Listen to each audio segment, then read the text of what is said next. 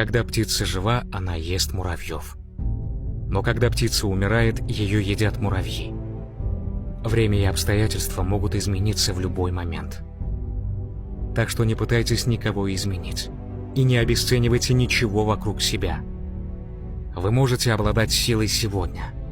Но помните, время намного сильнее.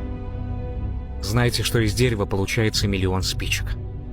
Но одной спички достаточно, чтобы сжечь миллионы деревьев.